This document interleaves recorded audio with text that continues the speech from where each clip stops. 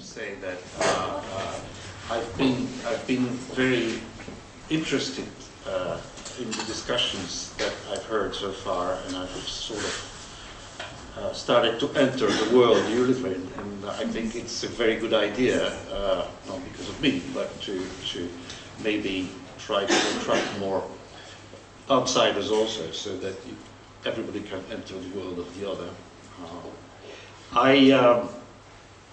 I would like to thank Francesca and the team for inviting me. It's a very interesting experience, and I hope I will be able to contribute something to your debate.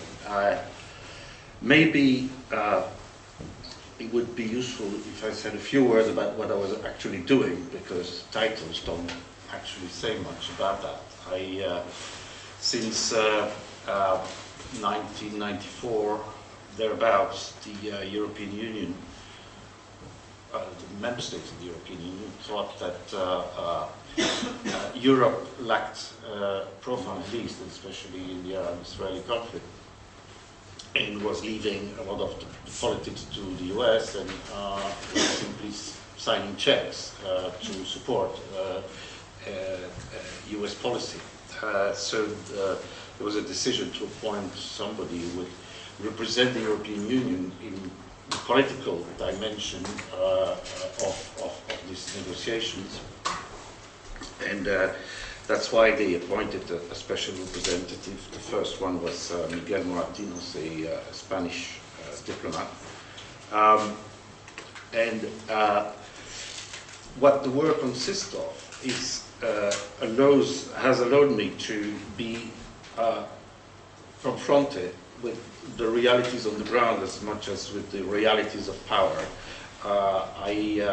I've met, of course, Arab leaders. I've met Bashar Assad several times, and at the same time we were monitoring events on the ground, especially in Palestinian territories. We set up a police mission, we set up a border monitoring mission. All that, we had a team, I had a team of about 5 advisors, and made us also be at the level of the people in the street, on the ground, looking at what was happening, and providing the tools for state building for the Palestinians, but also interacting with other Arab countries. For me, Syria symbolizes or is the epitome of what happens in a wider region. And I'd like to say a few words about that first, because what I'm going to describe is all, you find it back in Syria. I mean, it's an arc of crisis that goes from Morocco to Afghanistan, where everybody, all the problems are interconnected, and all the players are meeting each other or working with the others or against the others. That's exactly what's happening in Syria right now, and it's a region of wars between states, wars within states. It's a region of terrorism. I mean, compared to what Arab countries, the people dying from terrorism in Arab countries is much higher than people are dying of terrorism in the rest of the world. Proliferation of weapons of mass destruction. Almost all the large Arab countries have had or still have some form of weapons of mass destruction. It's a place of confrontation between communities. Sectarism is rising in many places. It's a region where there is a renewal of the opposition between Sunni and Shia, being instrumentalized by some states, although not all the Shiites are agents of Iran. I must insist on that. And it's also a place where Arabs themselves, the Arab Human Development Report sponsored by the UNDP, but written by Arabs, one of whom is Lakhdar Brahimi, who is now the new mediator for Syria, that describe a lack of human development and lack of human security being the main characteristic of most Arab societies. And this issue of governance is obviously something that has a lot to do with why the people went to the streets. It's also finally a place where the West has an increasingly bad image. Never had a good one because of colonization and so on, but after Iraq, after Libya, there is obviously a problem there. And one of the reasons why the American president is not in a hurry to intervene in Syria militarily is because he doesn't want another disaster like Iraq and in a way Afghanistan. It's not an Arab country, but it's pretty much the same sort of ambition that is pursued there. So you find ingredients of all of that in the situation in Syria at the moment. I'll come back to that because one of the central issues is, of course, the Arab awakening. And I say the Arab awakening rather than the Arab Spring, like some have said. In many places, it doesn't look like spring at all. I think what is important is the reawakening of the Arab peoples after a long slumber under dictatorships. So it's not. It's something where the people go back to a certain quality of civilization that they had before, a great culture, and of course a return, a demand for a return to dignity.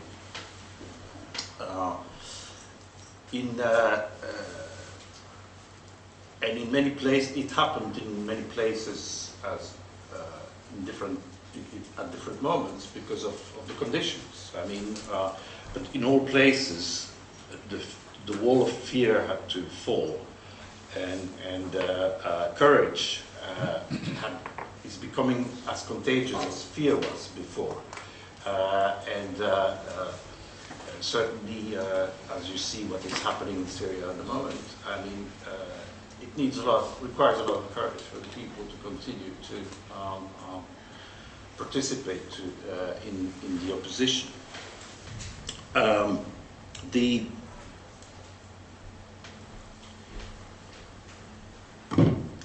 This Arab awakening has also created a shift in the distribution of power in the region, where obviously Egypt being in the throes of revolution, Syria being isolated, North Africa being in terrible economic shape, Saudi Arabia and the Gulf countries see an opportunity to actually take a leadership in the Arab world that they've always contended for but never dared do, and now because they have money, because they have a certain vision of, they've controlled also their own social movement, they're in a better position to take over from Egypt and from Syria, which were the traditional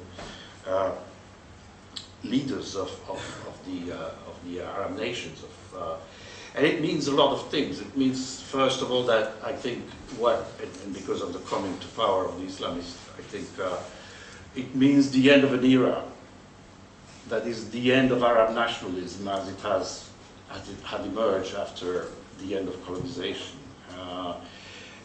It's the end of a certain vision of a secular society in Arab countries. And unfortunately, it's also an open way for the spread of Wahhabi and Salafi ideology at the behest of Saudi Arabia and Qatar mainly, but also other foundations in the Gulf. It is that sort of dual strategy of Saudi Arabia and the Gulf countries that causes certain worries. Now, to Syria, it's what is happening in Syria, as I said, bears all the characteristic of all these phenomena I've just described, and it was the opposition and the conflict there has been morphing. I mean, first of all, it was like in other countries, people went to the street, protested peacefully, wanting the same thing that Egyptians or Tunisians wanted, more bread, cheaper bread, dignity, being treated like human beings. But then the dysfunctional nature of the Syrian regime showed when their only response was a security response. Because and they had a dilemma because the security services that were strongly reinforced when Bashar succeeded his father, because Bashar didn't trust the army. The army is mainly Sunni, so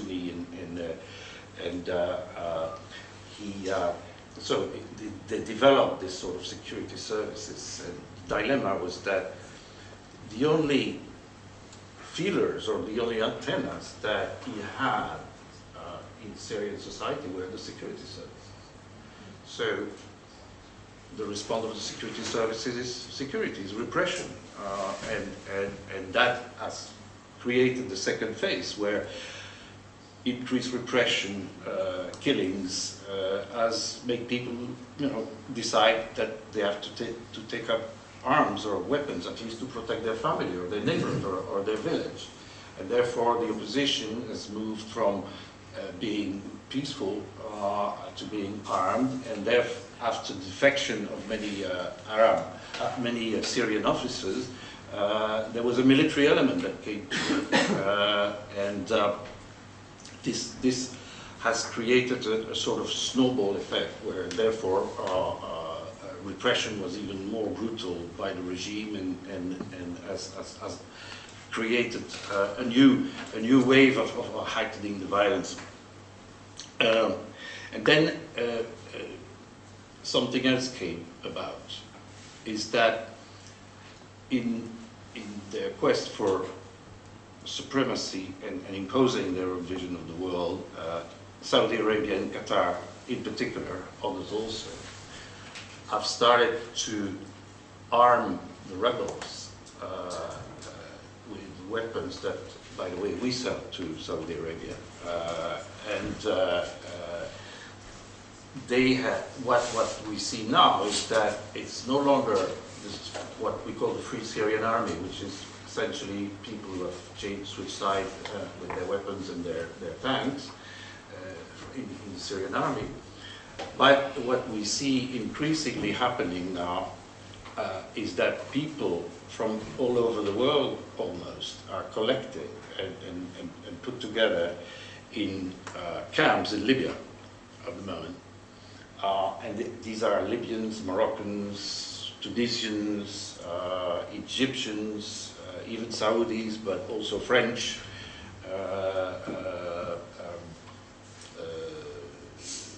Americans. And then they are trained by a Qatari officer, they get an induction, and then they're sent to Turkey. And from there they cross the border into Syria. Which means that you have increasingly an army of mercenaries in Syria itself. That is actually changing the nature of the fight. I mean, these jihadists and Salafists have no agenda for reconstruction. Just there, to push something, and one day, if you remember, that's why I put Afghanistan in the whole package, because these people originally were in Afghanistan. They were trained in Afghanistan, by the US, by the way, at the time. And therefore, it's troublesome, and it explains in part why the international community seems to be impotent to find the adequate response to the situation. Add to that the role of Turkey.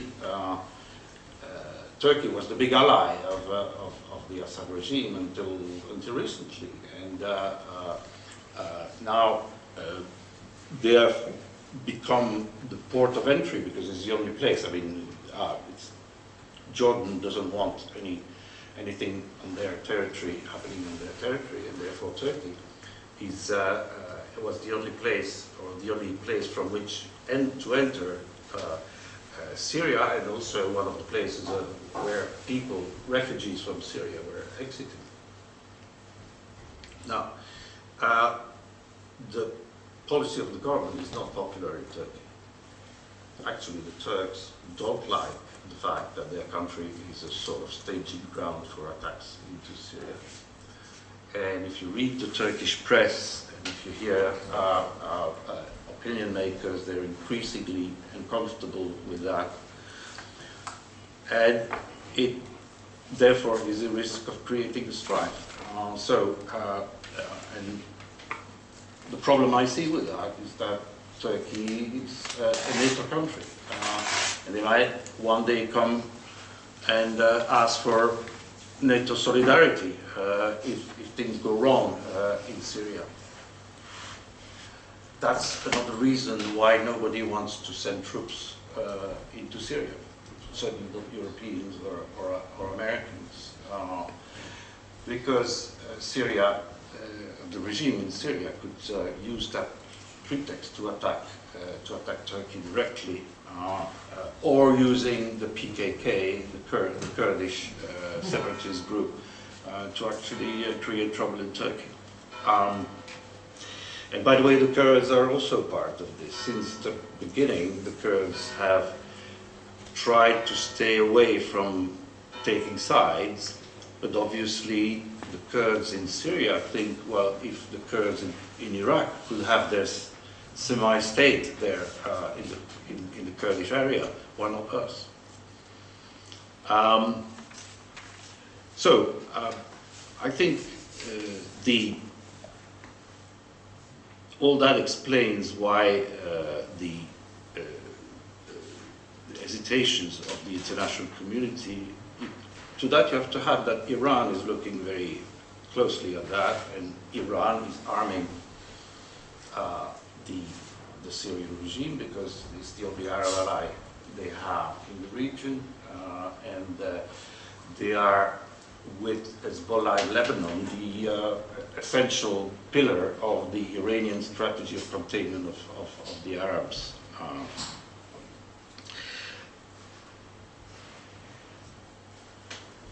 Now, if we go back to what is happening in Syria, I think I'm fond of Syria. I visited it several times. I visited it as a student. It's one of the really truly Arab countries in the way there's Arab governance, and there was a sort of it's beautiful. People are very well educated. Generally, the architecture is fantastic. You have layers of history in Syria that go back well before the Arab invasions, and it's an extraordinarily diverse society. Religions, ethnic. Syrians are fantastic businessmen.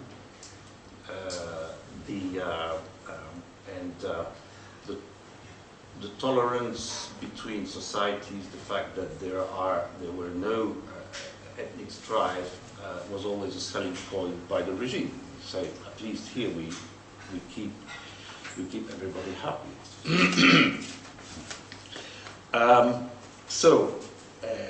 Now all this risks to be gone, because I think what is happening now doesn't mean that the regime is finished, but the state is finished. The state is finished because it is reduced to a security apparatus that will defend the community that is scared to death, that is the Alawites, the tribe of Assad, and they will fight to the death. So I'm afraid that unless the Russians change their mind, unless the Chinese change their mind, or unless the US does something, because the red line would be crossed because of the chemical weapons that Syria has, I think it's gonna be a long agony, and it will have spillover effects on Lebanon first, probably in Jordan, and it could become very ugly if there is a military confrontation with Iran also, which you hear from Israel that it's imminent. So it's a very sad situation, and it's a very dangerous one also for us in Europe at least, because if the success of the jihadists, of the Salafists, the success of this strategy by the Saudi strategy, if this success is there, you'll have a spread of that, and the Muslim communities are already alerted to that. We have evidence that Gulf foundations are working with our own citizens, our own Muslim citizens, and I think that would be very dangerous. The second thing is that one has to wonder, and that is the case for Syria, as it is the case for other countries, whether modernity or modernization or revolution requires uniformization, or requires the disappearance of diversity. There are in Syria 10 different Christian churches, each maybe with 10,000, 20,000 followers, but they're still there.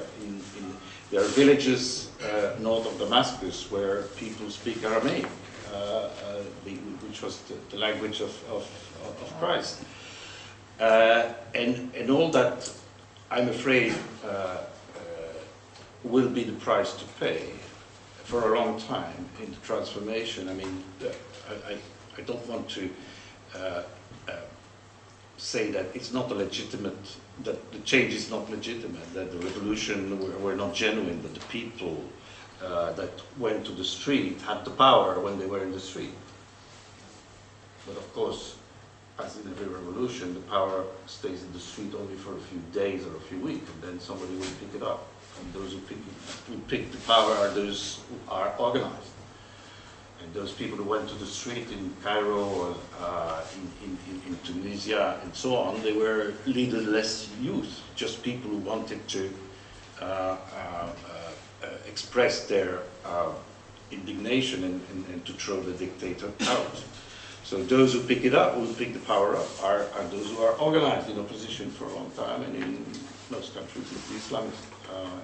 In Egypt, the Muslim Brotherhood, and in other places their counterpart. So it is in my view, and if I can connect to some of your concerns about culture, I think it's not only the material destruction that is important. It's it's not only the objects of culture, it's the immaterial culture that is going away, the impoverishment, the rationalization, the exclusion of languages, cultures that would not come back. Actually, at the moment, more than to this day, I mean, probably more than 2 billion Christians have left the Middle East, Iraq in particular, but also Palestine, now Syria, Egypt, and they go live in Australia, the United States, in Europe. And therefore their culture will no longer be there because there would be nobody to succeed them. And I think that it is a price to pay. It's still painful because it changed the nature of these societies that are so close to us anyway. We have to interact with them. So I'll leave it there. I'll be happy to answer questions or participate in the forum later, but please, if you could talk about this for hours, and I feel I'm getting a bit, you know. I have a question. Yeah. I don't know if this is working. Is this okay? Oh. Should I talk loud? I'm losing my voice. The other little microphone. Okay, now it's working. Thank you. You started to describe the Arab Spring as a reaction of the people who went out into the streets because of lack of development and civil society and the quality of life. No bread, no education, many things under these dictatorships and oppressive governments. And then you went on to describe Syria, and I quote, you know, to be a beautiful country, which is a diverse society, a lot of tolerance, a good business, thriving business community, well-educated people. That doesn't sound to me like a description of a country that is, you know, what we understand through the media maybe, that why the people of Syria have created an uprising against Assad in the same way that they have done, as you said. It wasn't just, oh, because Tunisia did it, and Libya did it, and Egypt did it, we should do it too. I mean, it's a kind of a bit of a dilemma for me to hear such different descriptions of how all these other countries suffered under these dictatorships, and how you describe Syria right now as it not being really justified to have a revolution. And second to that, I would like to ask, basically, you said one thing, well, the Russians and the Chinese have to change their mind, and basically the Saudis have to stop funding the rebels, and the Russians have to stop funding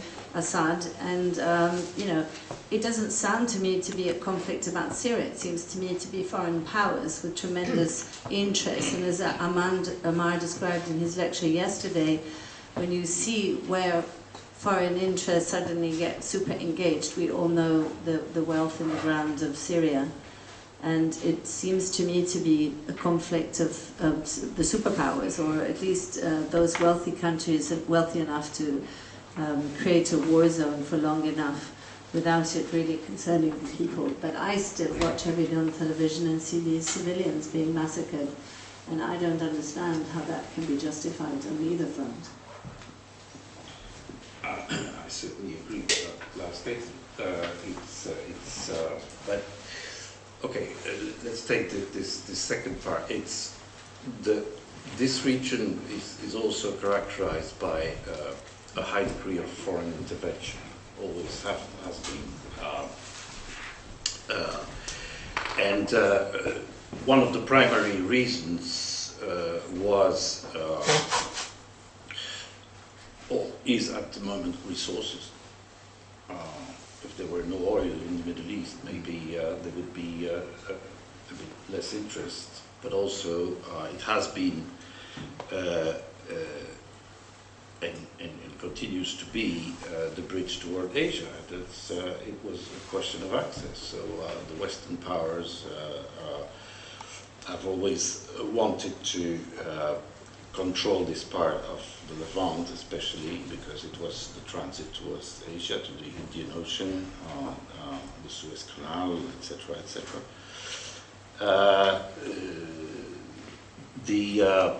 The Russians have always wanted to have access to the warm seas, so that they could have access to the sea all year round, which was not the case in the north. The Chinese have come on board, or on the scene essentially, because of oil. They need the oil. They're the best customer of Iran still, and they've picked up the slack left by the oil sanctions that Europe put on Iran. Yes, it is the case. Turkey has always been also meddling into Arab affairs, and for historical reasons, and now for reasons that are either geographical or economic or strategic. It's normal. It's the access to the Mediterranean, it's the access to the Indian Ocean that will always be there. What is the stalemate that is now happening in Syria? The fact that civilians are dying and that nobody does anything about it is because the big powers at the moment cancel each other. They cancel each other and they have their own interests.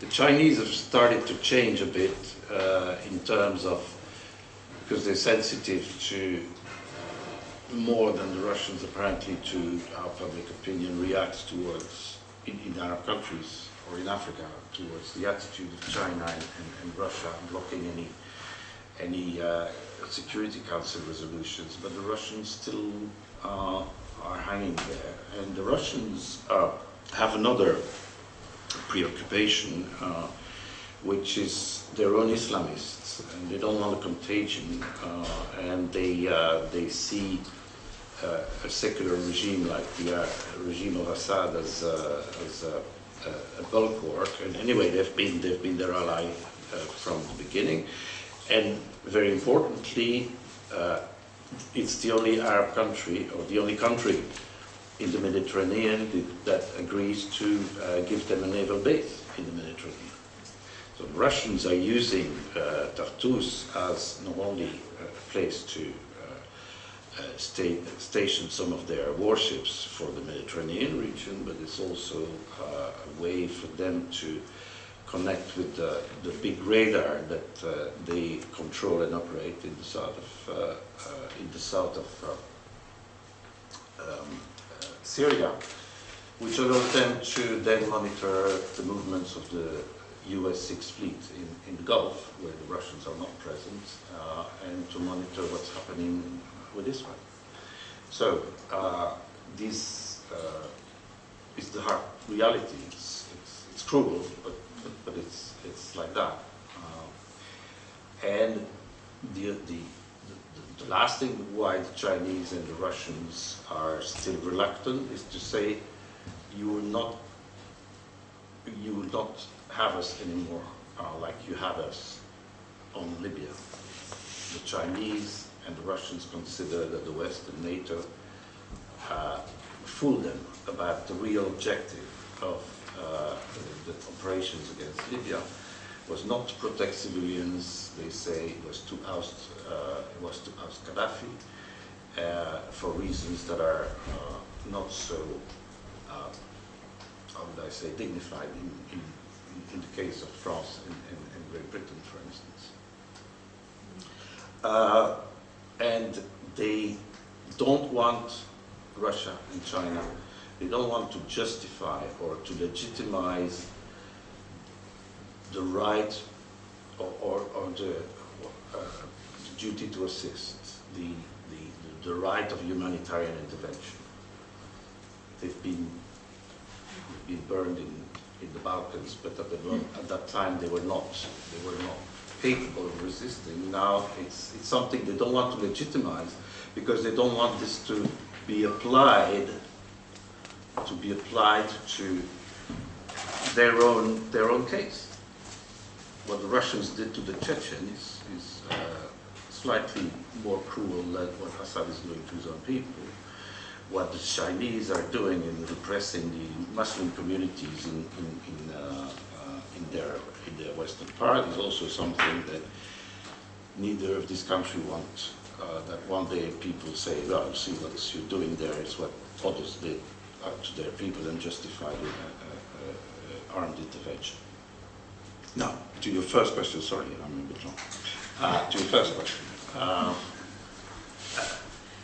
I was describing Syria the way I was seeing it on the long run, as a country that had more diversity and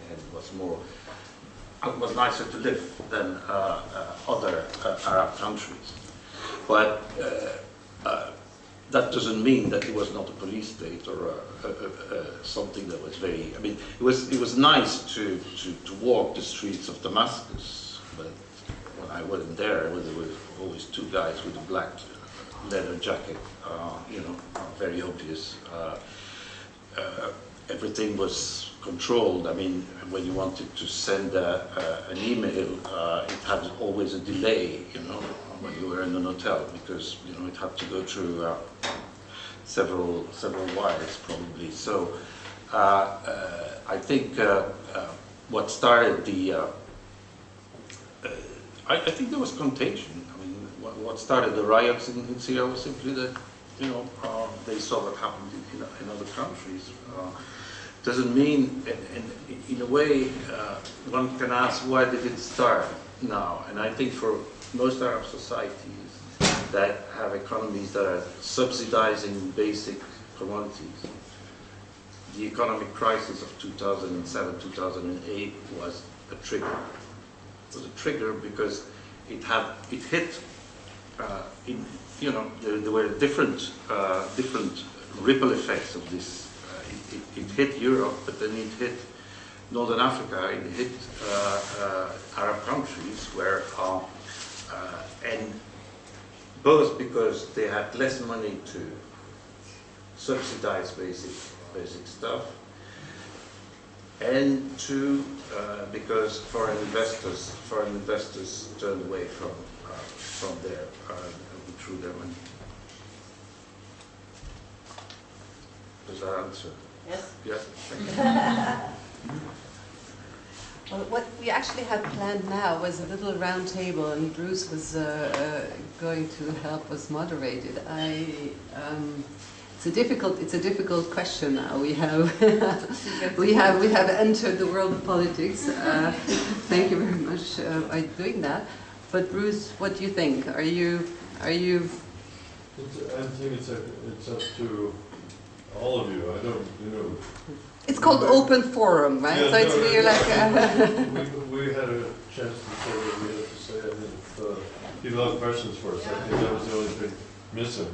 And then, yeah, and then there's the Omar Pass thing, which we want to see, and then we can get back on schedule and eat at 9 o'clock. Well, maybe in that case, I would just add a bit more to the confusion by bringing up Jorge Otero-Payos, who is another Lopudite, someone who's been here twice, a professor of architecture, and sorry? No, I just yeah, at Columbia University, and someone working intensely in the field of preservation. And he has sent some notes to us.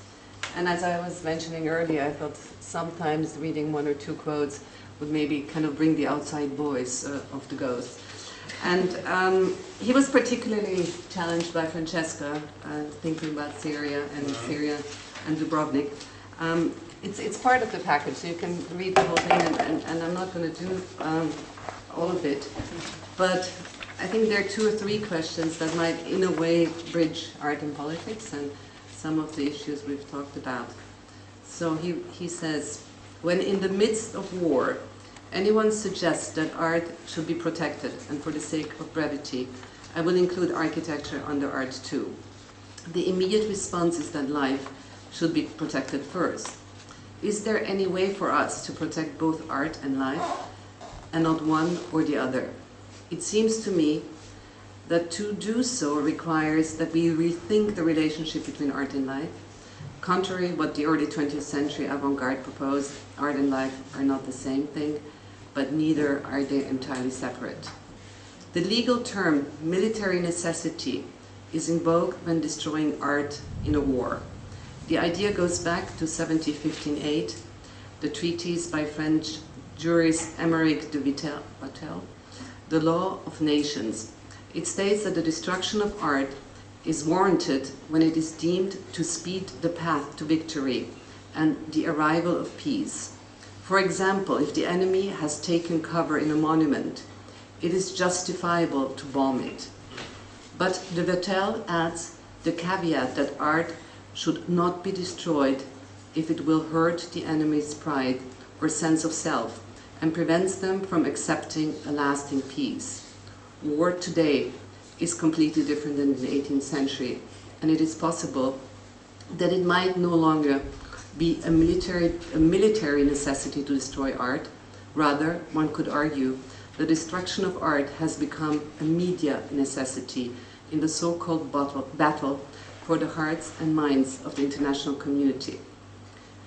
In response to the international outrage that the German destruction of Ypres created during World War I, the German military, under the guidance of the art conservator Paul Kleemann, invented the idea of embedded conservators in army units to educate commanders and help them discern between what was art and what was not, in an effort to prevent the unnecessary destruction of art. Today, the only embedded civilians in army units are typically journalists.